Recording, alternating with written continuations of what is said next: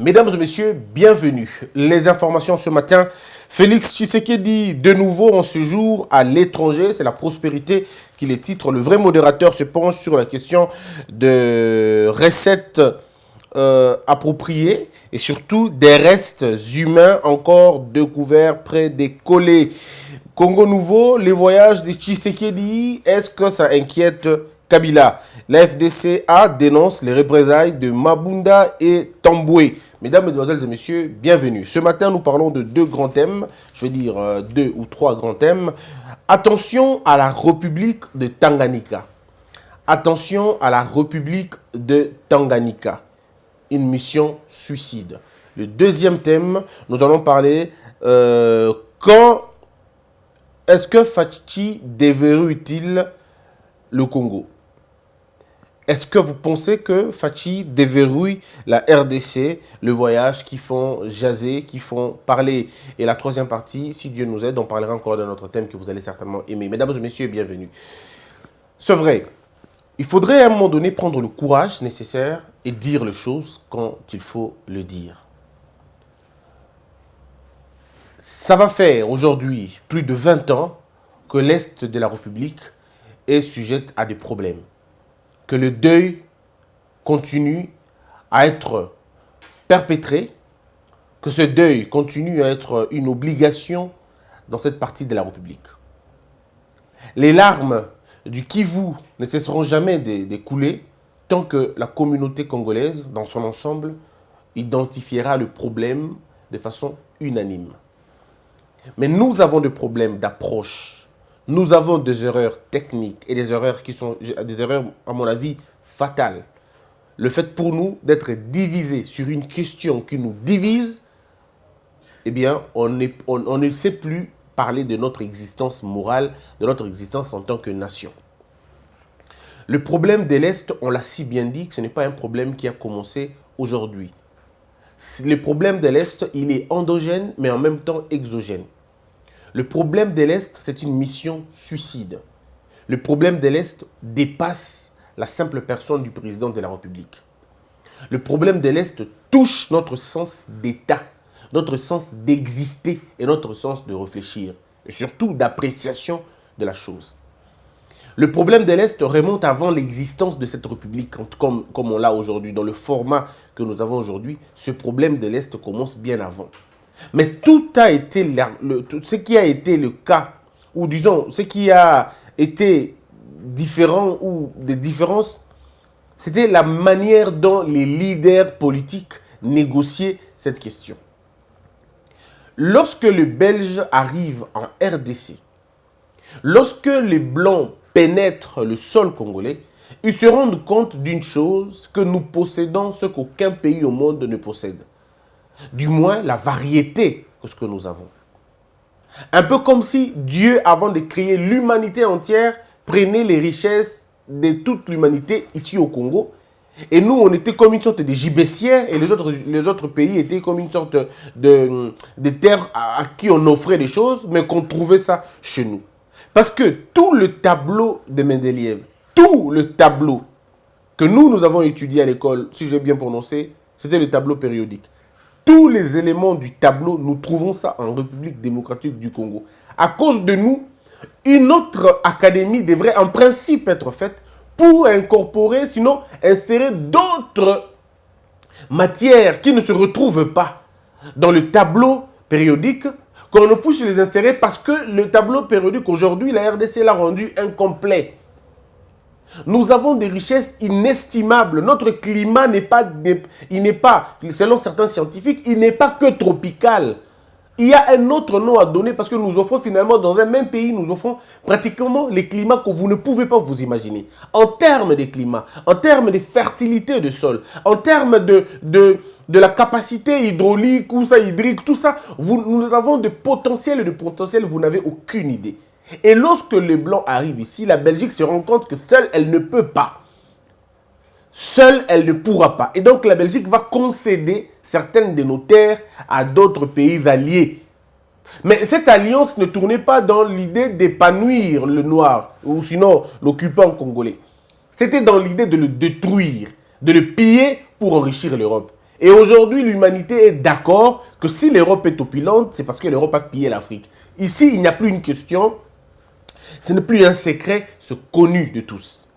Et donc, il faut maintenir l'Afrique dans les divisions ethniques, tribales. Il faut orchestrer des guerres, il faut imposer des épidémies, il faut imposer des dictatures, il faut finalement mater les populations. Il faut fabriquer ses propres opposants, il faut fabriquer ses propres hommes du pouvoir, il faut fabriquer sa propre société civile, il faut même aller plus loin, fabriquer ses propres mouvements citoyens. Ça veut dire des gens qui eux-mêmes vous pillent, eux-mêmes vous imposent des guerres, eux-mêmes vous imposent une opposition, et pire encore, ils viennent dans votre jeunesse vous mettre en place, mettre deux types de sémences. La première sémence, c'est celle qui, entre guillemets, est en train d'être réveillée. Et lorsque vous vous réveillez, c'est le modèle blanc que vous prenez, c'est le modèle anglais que vous prenez, c'est le modèle français que vous prenez. Dans vos références, vous ne faites référence qu'à eux.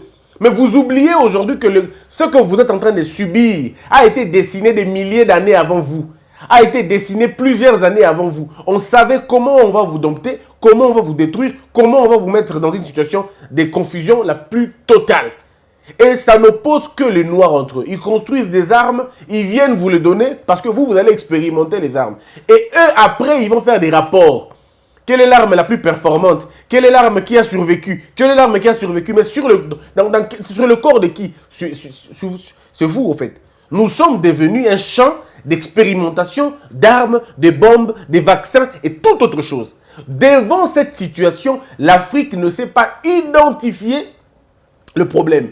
Le problème de l'Afrique, excusez-moi de le dire, en dehors de nos propres problèmes endogènes, nous avons un problème et le grand, à ne pas négliger, c'est l'impérialisme. L'impérialisme est un problème, mais pour l'occulter, oui, pour l'occulter, pour le dissiper, ils viennent vous dire que c'est un faux débat. Ils viennent vous dire que non, c'est la disculpation. Ils viennent vous dire que non, ce n'est pas vraiment eux le problème, c'est vous le problème. Alors que c'est eux qui tirent des ficelles pour que nous ne soyons pas ensemble. C'est eux qui bradent nos élections. C'est eux qui confisquent nos monnaies. C'est eux qui permettent aux dictateurs africains de prendre leur argent, de le mettre dans leur banque là-bas. C'est eux encore qui vont venir après saisir ce monnaie-là. Est-ce que vous savez combien de nos frères souffrent pour faire les transferts? Combien de nos frères souffrent pour faire les transferts? Ils sont tout de suite, je veux dire, tout de suite curieux, tout de suite honnêtes quand ils veulent voir la traçabilité de frais. Ils ne veulent pas que l'argent qui est produit en Europe vienne en Afrique. Voilà pourquoi on vous impose un target ou un truc nouveau, quoi. On vous dit quoi? On vous dit genre, n'envoyez pas autant de montants, autant d'argent. N'envoyez pas autant de montants, parce que si vous envoyez autant de montants, on ne sait pas, on ne sait pas. Ils vous imposent une logique qu'eux-mêmes savent. En réalité, c'est que l'argent qui quitte l'Afrique pour aller en Europe ou pour aller aux États-Unis, il n'y a aucun problème. Il n'y a aucun temps. On n'émet pas un délai. Pas du tout. Envoyez tout ce que vous pouvez envoyer en Europe ou en Occident. Il n'y a aucun problème, mais c'est l'inverse qui devient un problème. Vous devez justifier pourquoi j'envoie l'argent, à qui j'envoie l'argent, pourquoi ça va, cet argent va faire quoi. À qui on a demandé à quoi sert notre coltan? À qui on a demandé à quoi sert nos cobalt?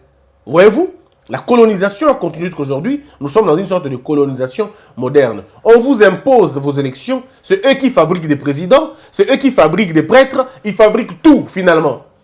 Ils fabriquent tout. Ils se sont donné le luxe d'avoir les meilleures universités du monde, les meilleurs hôpitaux dans le monde, le meilleur système dans le monde et le meilleur système bancaire, entre guillemets, dans le monde. Et on vous dit là-bas, vous ne perdrez pas votre argent, mais chez vous, vous allez le perdre, on ne sait jamais. Ils créent, entre-temps, une insécurité en Afrique pour permettre une sorte de captage de capitaux chez vous et vous impose une autre vie, un autre style. Mais malheureusement, l'Africain ne peut pas se réveiller. Quand l'Africain se réveille, on l'endort. Quand il se réveille, on l'endort. Quand l'Africain se réveille, il est combattu par les gens de sa propre famille, par les gens de sa propre tribu. On les combat là-bas. Et ça, c'est une manière de comprendre les choses. Aussi longtemps que l'Africain n'identifiera pas le problème, et l'Africain comprendra que ce problème nous concerne nous tous, ça ne marchera jamais.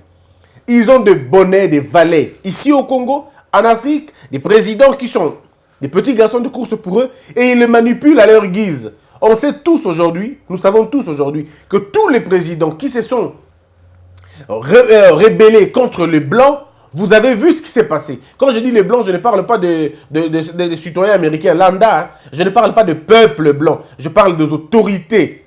Ces autorités-là qui sont, à mon avis, des colonialistes, des impérialistes, c'est à eux que je m'adresse, pas à vous, au fait. Pas au peuple blanc, entre guillemets, le terme n'est même peut-être pas le bon. Pas aux Américains, pas au peuple français, pas au peuple américain, pas au peuple allemand. Mais je parle de cette dynastie, entre guillemets, de ces conglomérats je veux dire, des arnaqueurs, des vendeurs d'illusions, de ces gens-là, ces affabilateurs, il faut les appeler comme ça, des petits messieurs, même s'ils ont la peau blanche, ce sont des petits qui ne pensent qu'ils ne peuvent pas gagner l'argent autrement, ils n'ont qu'un seul paradigme, c'est le paradigme du chaos. Et c'est une honte pour l'humanité, en fait, c'est une honte pour l'humanité. Et quand vous voyez un président se rebeller, il est tout de suite tué. Et eux, ils appellent ça extrémisme. Quand on est nationaliste, on est extrémiste.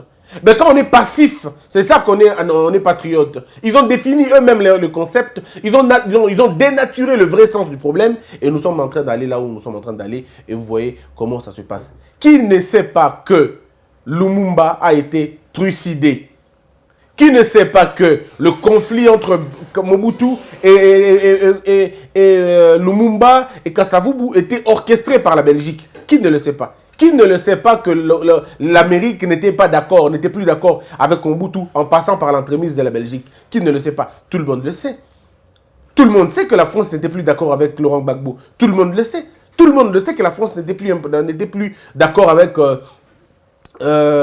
avec la Libye, je veux dire avec Kadhafi. Qui ne le sait pas? Mais en réalité, il faut que je le dise, c'était pas la France. Non, c'était Sarkozy qui n'était pas d'accord avec Kadhafi. Et on a vu tout ça comme ça. Qui ont installé les Yassingbe, qui ont installé les Obiang, qui ont favorisé le coup d'État des Bongo, qui ont favorisé le coup d'État du colonel Kadhafi. Bref, vous allez vous rendre compte que là, on est dans une sorte de moule, on ne sait pas s'en sortir. Nous n'arrivons pas à nous en sortir. Pourtant, c'est pas difficile. C'est pas difficile, c'est question juste de comprendre que voici la bonne direction. Elle est là, la mauvaise, elle est celle-ci. Détournons-nous de la mauvaise direction, prenons la bonne direction. La bonne direction, c'est la souveraineté, le souverainisme, que nous pouvons créer, construire à partir de nos écoles, à partir de notre système éducatif, de notre système de compréhension de problèmes. Mais malheureusement, l'Africain est ailleurs de tout ça. Et je vous amène pour comprendre comment les choses du Congo se passent. Et vous avez Lumumba qui est parti. Lumumba a été tué par les impérialistes. On l'a accusé d'être communiste, on sait que c'était faux. On sait que c'était faux. Son combat était noble. Son combat était contre l'impérialisme, au sens de l'aliénation de l'homme. C'était ça le combat de Lumumba. On l'a trucidé, lui et ses amis, Polo et Okito. On les a mis tous dans cette condition-là. Et vous savez vous-même dans quelles conditions ces choses ont été faites. Ils ont utilisé Mobutu, ils l'ont créé. Mobutu, quand il commence à rencontrer, il va en Asie, il revient, il se rend compte qu'avec la politique de la Belgique, avec la politique des États-Unis, il ne s'en sortira pas. Il ne s'en sortira pas. Mobutu est le premier à faire un contrat avec les Chinois. Le premier. Mais c'était un contrat d'abord bien contrôlé, très bien organisé. En ces moments, nous avons un budget plus fort. On était un pays très fort. On avait une armée forte. Et puis après, quand ils commencent à se retirer un peu, les Américains estiment que le Mobutu échappe à leur contrôle. Il peut aller faire des choses qu'il veut, il peut aller prendre des positions qu'il prend, ça devient les gendarmes d'Afrique et tous les présidents africains commencent à le consulter et Mobutu commençait à être comme un parrain d'Afrique. Il fallait donc empêcher que Mobutu et Kadhafi se rencontrent et qu'ils soient d'accord, sinon on serait ailleurs.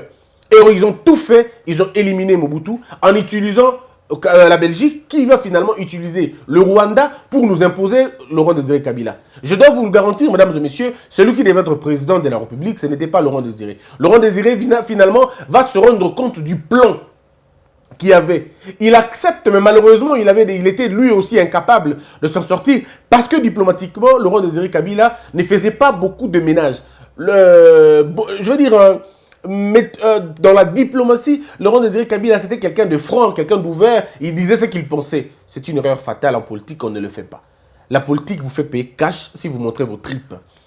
La politique vous fait payer cash si vous montrez votre idée. Dans la politique, vous devez être rusé. Rusé alors rusé. Vous ne dites jamais ce que vous pensez et vous ne pensez jamais à ce que vous dites. C'est au fait ça l'idée de la politique. Je veux dire dans le monde. Le modèle occidental est celui-là. Dites à vos adversaires que vous les aimez. Dites à vos adversaires que vous n'allez rien le faire comme mal. Dites à vos adversaires que vous voulez coopérer avec eux. Mais en même temps, vous devez avoir la capacité de les dompter, la capacité de les trucider sans même cligner les yeux. Il faut être cynique, méchant, Il faut ne pas avoir un cœur. Si tu veux faire la politique dans le modèle occidental, c'est des gens qui peuvent tuer des populations et des populations. Ils peuvent bombarder des hôpitaux et ils brandissent les drapeaux de la paix. C'est des gens comme ça. Ils n'ont pas de cœur, ils n'ont pas de foi. Le bébé, ce n'est pas leur problème. Les enfants, ce n'est pas leur problème. Alors, si vous n'êtes pas cynique, ça ne marche pas avec le modèle américain. Ça ne marche pas avec le modèle belge. Je vous dis des vérités. Ça ne marche pas. L'Occident est assis sur le sang de l'Afrique.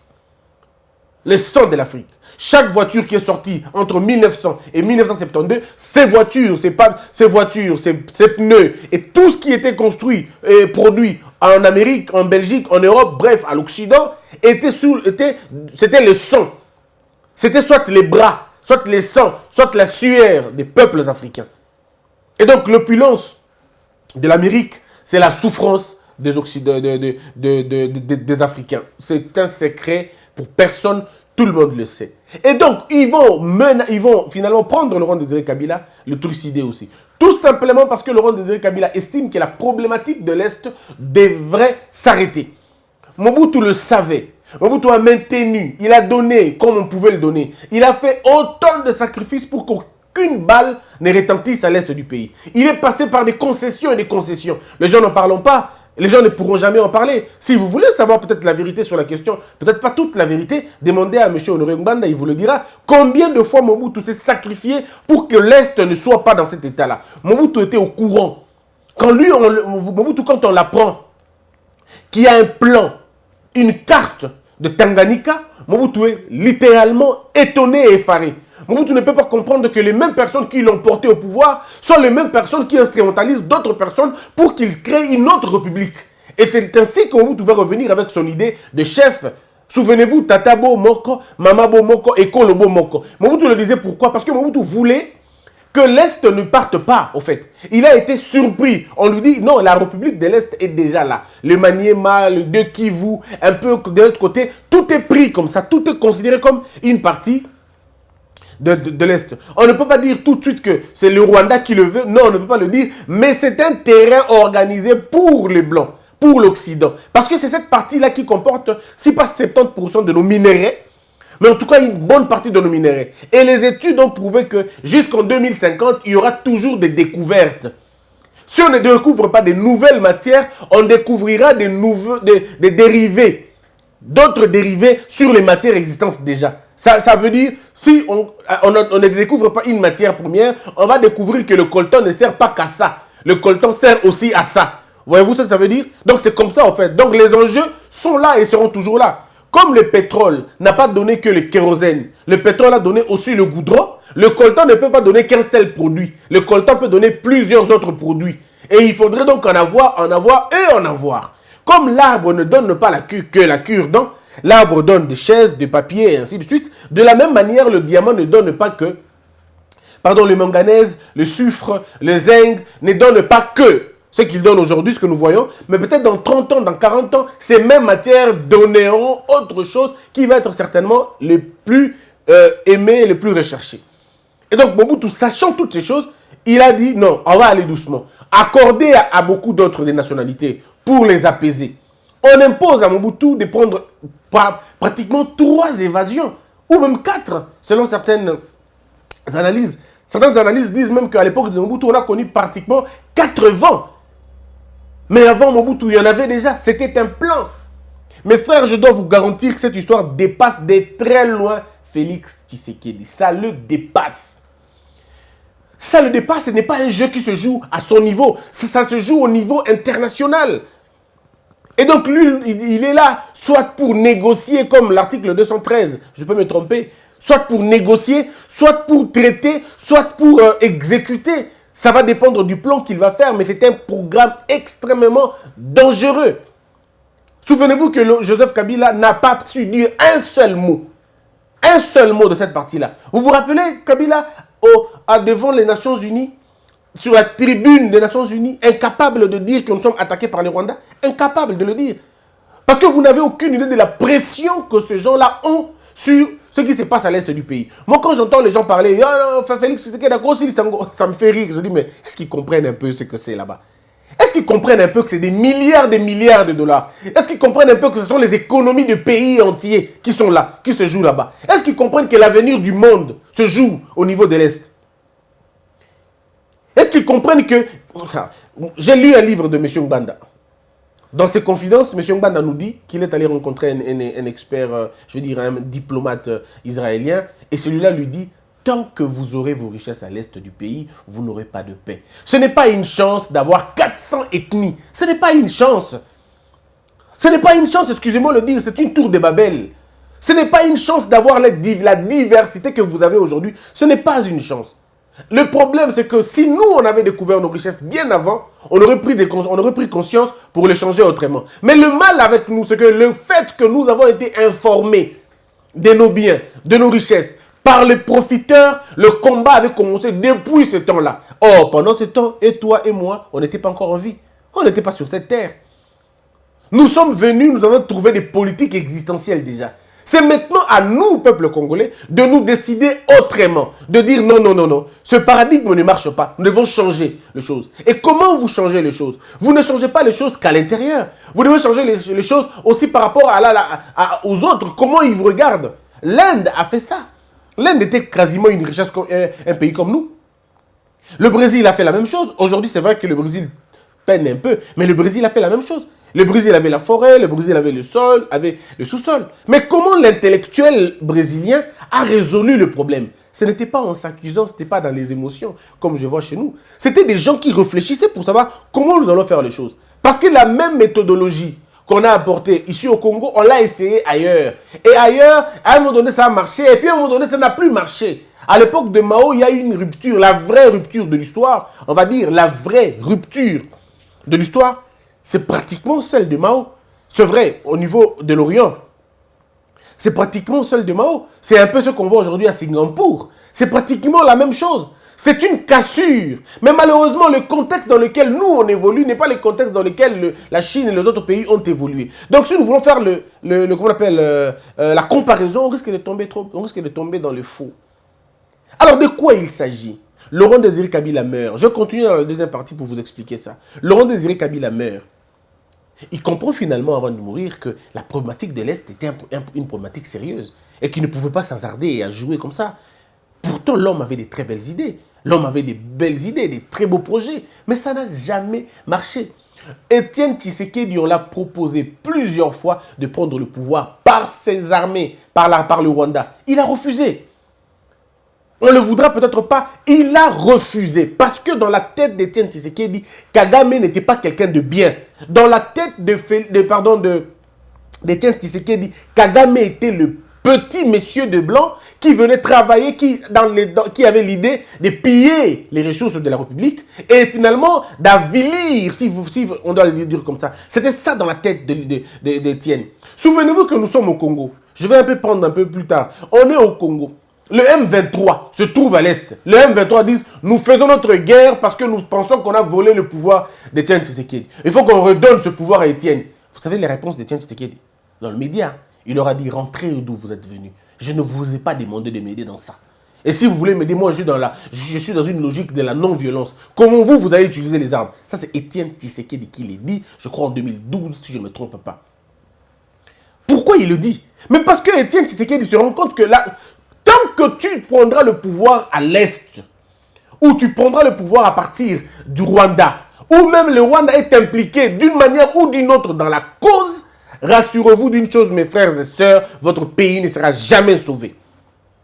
Et Étienne refusait. Je dois encore vous rappeler ici, qui était le premier à contester le pouvoir de Félix Tshisekedi? Mais c'est le Rwanda, on oublie ça aujourd'hui. Et quand les gens disent que non, Kagame, c'est le parrain de Félix, ça m'étonne, moi. On est peut-être amnésique. C'est lui qui a refusé, qui a demandé à la Cour constitutionnelle de suspendre sa mesure de proclamation du président de la République. Qui a demandé? Mais c'est Kagame. Il était chef de l'Union, il était président de l'Union africaine. On oublie ou comment? Il a dit clairement que pas lui, on ne veut pas de lui. Pourquoi il a dit qu'on ne veut pas de lui? Parce que monsieur a des antécédents déjà avec Étienne Tshisekedi. Et les gens pensaient, ils continuent à croire que ce monsieur-là, tant qu'il sera au Congo, tant qu'il est le fils d'Étienne, on n'aura jamais gain de cause. Reste à savoir s'il a la philosophie de son père. S'il n'en a pas, ok, on peut traiter avec lui. Mais s'il a la philosophie de son père, ça ne marchera pas. Et aujourd'hui où je vous parle, M. Kagame ne se rend plus compte de la personne de Félix Tshisekedi. Finalement, parce qu'il se rend compte que le gars en question, devant lui, il lui dit autre chose. Mais dans la pratique, c'est autre chose. Il apprend comme tout le monde que Félix va aller à l'étranger, exposer le problème le problème qu'il y a, en citant nommément le nom des gens. Le nom des gens qu'il estime être des problèmes. Alors ça donne finalement, parce qu'il faut dire que le lobby Tutsi est un lobby fort. On l'informe aussi. Et il se rend compte que la question est difficile maintenant. Alors on se dit, mais attendez 2 secondes, ce gars, il nous fait rire, mais on dirait, on croit que c'est un pantin, mais puis à un moment donné, il nous donne l'impression qu'il n'est pas pantin, et puis quand il a l'occasion à la télévision de raconter des choses, il raconte des choses qui nous attaquent, nous-mêmes personnellement, et des questions qui se posent là. Donc, à un moment donné, nous devons arriver à comprendre que la problématique de l'Est, c'est une problématique composée de cette façon. On veut que la partie de Kivu soit une partie et de la loi pays. Si vous n'avez pas oublié, RCD, avec M. Azarias, ils ont déclaré cet État comme un autre État. Est-ce que vous vous rappelez? À l'époque, on avait même des projets de visa pour aller à l'Équateur. Pardon, pour aller à Kivu. Bobo Sanaté, hein. C'était la seule partie qui était déjà administrée. Souvenez-vous, la partie la partie à Est, pendant la rébellion.